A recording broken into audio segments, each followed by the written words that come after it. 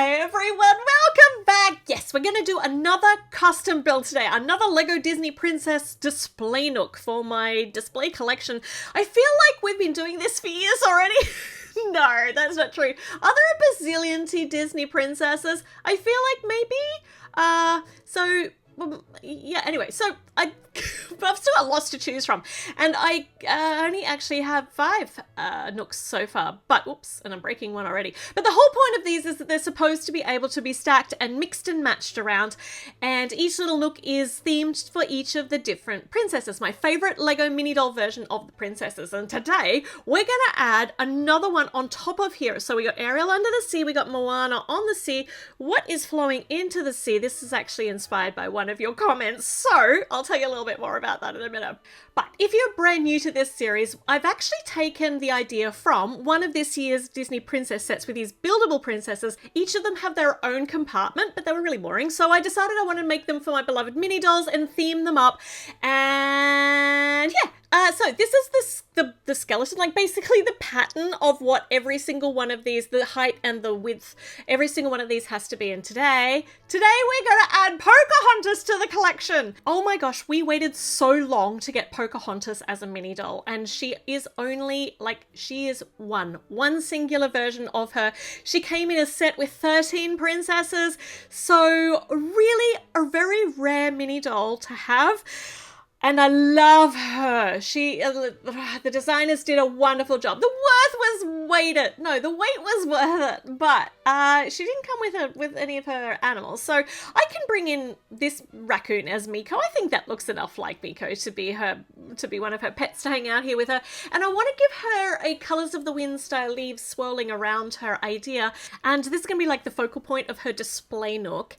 I mean, obviously Pocahontas is the focal point, but anyway, the leaves. Let's get them in the air suspended, so we can make them, I want them to appear as though they're in motion, not just on the ground and on the trees and stuff. So we can use this, what do you call it, like a curved rod thing, pop some little clips on them, and God, I couldn't decide on the colours, so I decided just to go with all the colours because it's just the Colours of the Wind.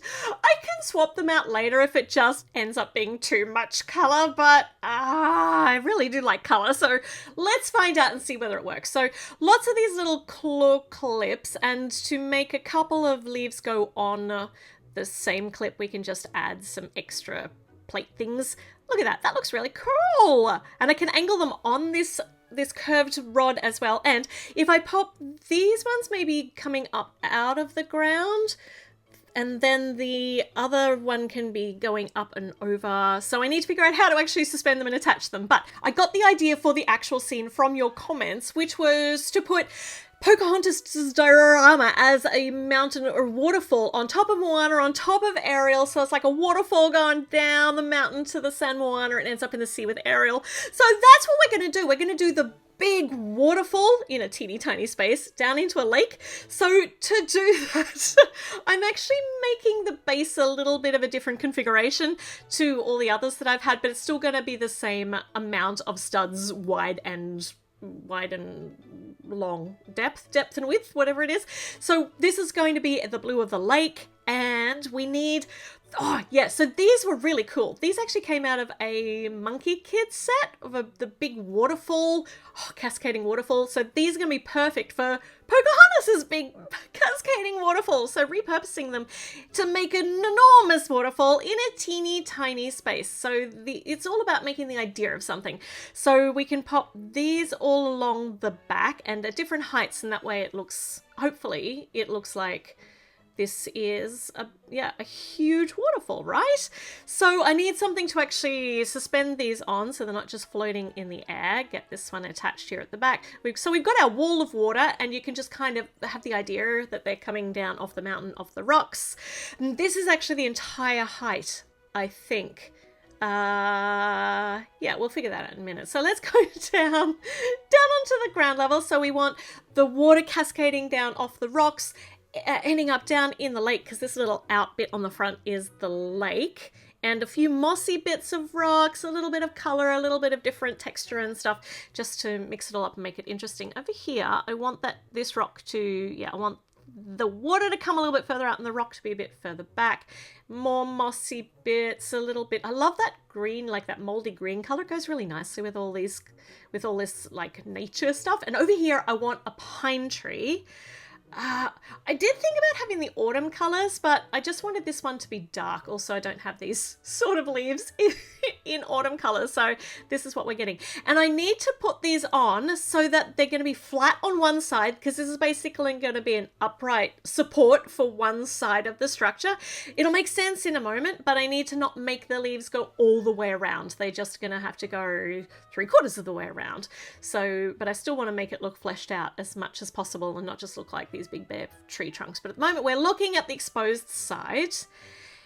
Yeah, and some lighter ones on the top, like where the light hits the tree. Does that make sense? Also, I ran out of the dark colored leaves, so it works out perfectly. And up here near the top, I think this is going to be secure enough. I will find out.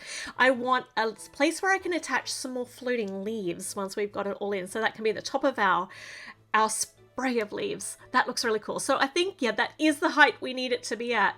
I don't know how this is going to be structurally, whether it's going to be very solid, but I don't know. We're just going to leave it as it is at the moment. And over on this side, some more rocks, and then in the middle is like a little rocky island kind of land areas, and this is where Pocahontas can be displayed. So we've got our rock, and then we've got grass on the top, a few different colors and textures so that it just looks a bit more interesting than a flat and like a single color. And then we could put a mushroom over here as well, because I think mushrooms will go really well. How cute would that be? All right, so this goes over there, and maybe Miko could hang out on that mushroom, because I don't know that I've left a spot for Miko to be, but that's okay. So perfect spot for Pocahontas here right at the front. And then we're going to try and get this colors of the wind leaves to go over here. So if I use this piece, that should, we can then poke that into this brick that's got the little plus sign on it. And that is... yeah, I feel like I've done something wrong here. So these are supposed to go in under... I know what I've done wrong. So I need to change this around, like the orientation of that was wrong. There we go. That's better. Now that's a bit more snug. And then these can go in the bottom, and that... oh, there we go. So they go all the way up here, and then we need another few leaves up here on the top of the tree, so it's all just floating all the way around. So, I love all these colors. Do they work? Would you tell me in the comments whether you think they work? I would have actually liked some brownish leaves or some more autumny colors, but I really like these. Okay, now we're going to have to use this bit over here as some structural support. So I'm using some see-through tubes to go all the way up to the top.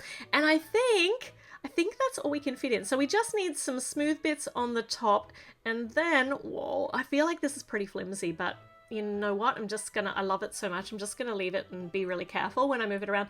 Come up, Miko over here. We have got, yeah, that's the right height. Okay, so let's try putting this on the top. So from the mountain to the sea, well, to the ocean, to the sea, to under the sea, we've got our 3 watery habitats here. Look at that.